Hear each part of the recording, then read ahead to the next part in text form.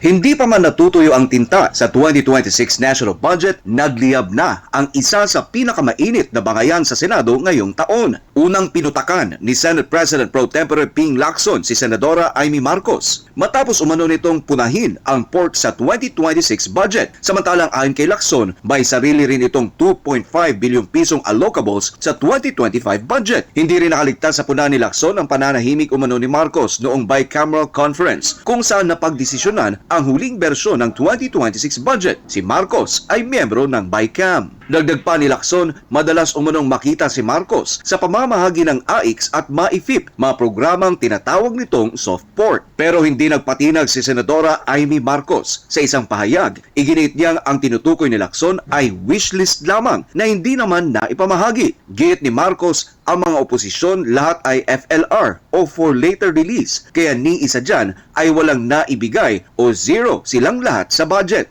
Dagdag pa ni Marcos na hindi siya dapat sisihin sa mga allocables ng administrasyon. Pinaringgan pa niyang si Lacson ay abogada ng Malacanang. Hindi rin pinalampas ni Lacson ang patutsada. Sagot niya, hindi raw niya babawiin ang kanyang posisyon. Bukod sa issue ng port, nadamay pa ang Blue Ribbon Committee na pinamumunuan ni Lacson na inakusahan ni Marcos na umano'y nililimitahan ang investigasyon sa kontrobersyal na flood control projects, paratang na mariing itinanggi ni Lacson. Habang nagpapatuloy ang investigasyon sa budget at flood control scandal, malinaw na ang sagutan ni Marcos at Lacson ay hindi na lang tungkol sa numero, kundi tungkol sa moral ascendancy sa politika.